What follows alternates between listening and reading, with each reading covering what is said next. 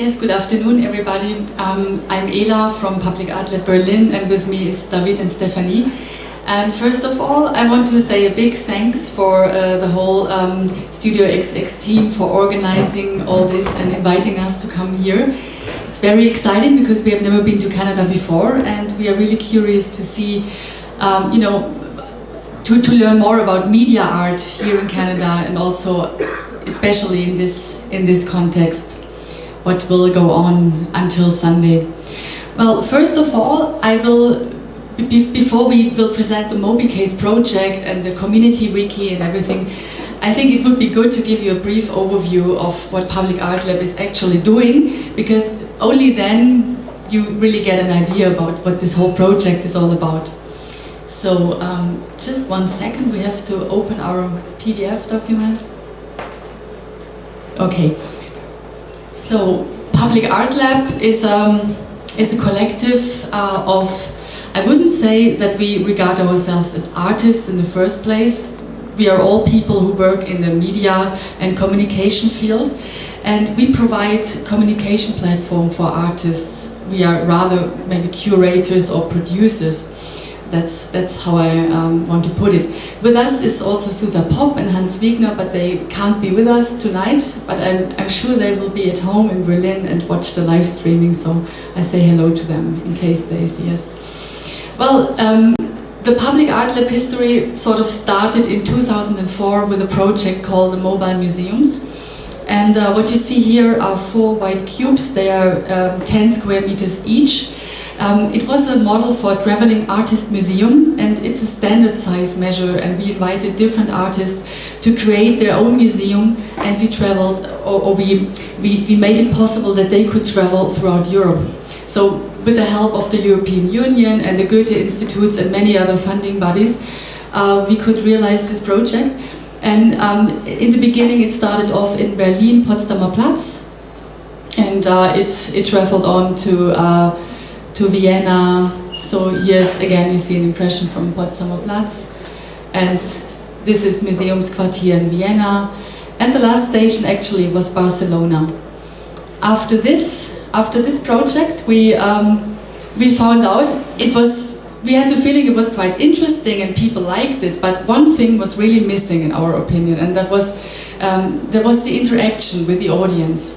And we felt, well, how can we proceed with this project? Because actually we like the idea of putting a white cube in the middle of a city or in a very prominent space, and invite artists to produce their work there, or at least interact with the audience and do something together. But then we felt we have to change the whole concept. So what you see here is a recycling process that took place after the mobile museums. And that was actually the beginning of the second project of Public Art Lab, which is called the Mobile Studios. And the basic idea was, instead of 4 cubes, it was only 3. And we had an editorial studio where all the artistic works that took place in the different cities were processed and disseminated to a worldwide audience. We had a talk studio and an editorial studio. What you see here is the Mobile Studios travel that started in Belgrade in southeastern Europe, and they were really located right in the city center.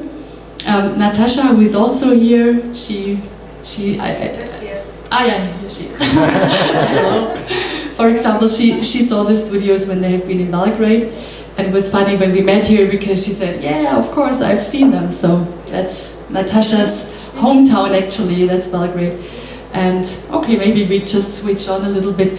So the idea was, instead of this very museum type presentation that we had with the mobile museums, we really went more into production and interactivity, and we invited artists to produce their work under the eye of the public, and also to interact with the people on the streets, invite them to become part of the artworks. But also we encouraged a kind of, not necessarily a critical debate, but a debate at least, where people really could ask questions about what they've just seen and how they should understand the artworks. So what we had in the different countries of the mobile studios, which has been 5 in fact, We traveled to Belgrade, to Budapest, Bratislava, to Sofia, and we had a partner in Gdansk in Poland as well. So these are, especially for you, it's really interesting for us now, because those countries are not very known here, I guess, because they are quite remote, and maybe you don't really have an idea what's actually happening in Serbia or in Bulgaria. And I have to say that for us living in Berlin, we don't have much of an idea either, but still it was really important for us to work with local curators, not to come with a ready project, but just to provide the structure, to provide this communication platform and see what's happening there. And for us it was really overwhelming to see that people love to use the studios, that it was like in every city they were used in a total different way, and it was each day there was a number of artists who had so many creative and nice ideas. So we had like online radio, we had a TV production studio in there, we had I don't know what, so many different projects, and you can all have a look at the Mobile Studios website, which really gives an idea about what went on there. So here, for example, is an impression of the online radio stream, and I don't know what's coming up next. Yeah, this was Budapest, for example. There was a total different setting. It was more in a park.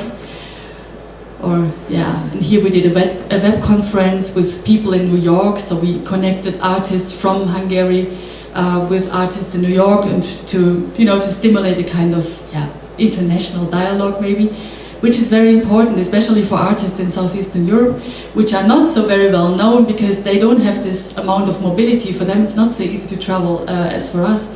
And here you see, this is the last station, this is Bulgaria.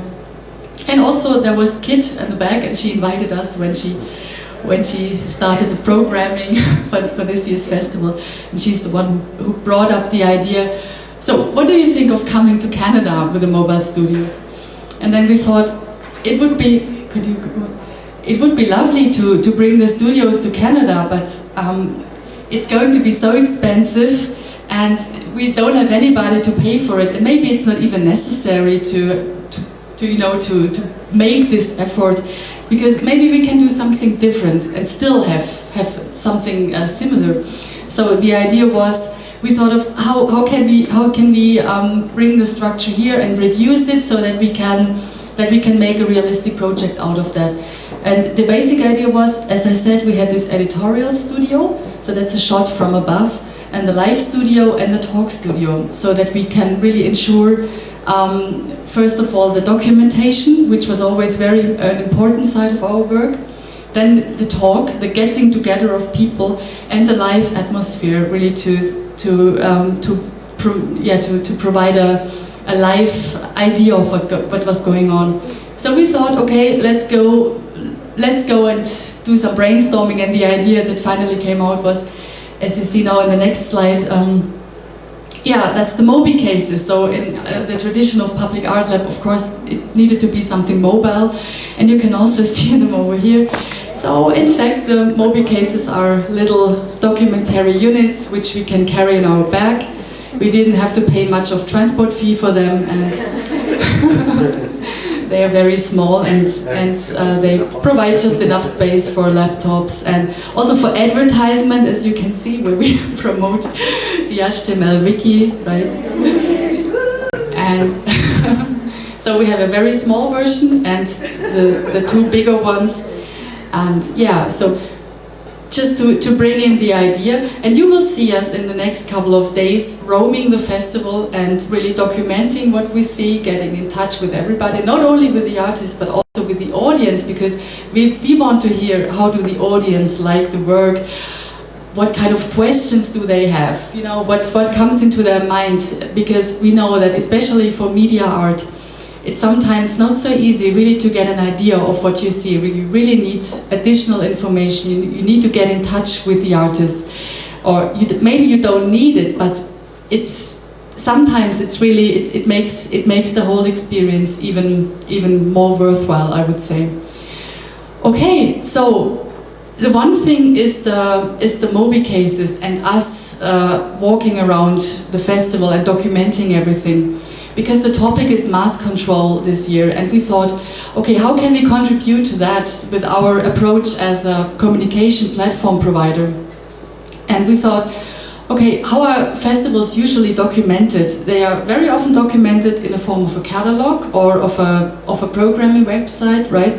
And we felt, so why can't we make a contribution for this year's festival where we suggest a kind of wiki? In fact, it's a combination of a wiki and a blog. And David and Stephanie, they did an incredible job, because what you see here is a WordPress template. Everybody knows WordPress, of course, right? And they really managed to crack it up. I don't know how they did it, but it looks really beautiful. And they really made the best out of it, so that everybody of you, not only the artists, but also the audience and everybody who is interested, also our friends from Berlin, they write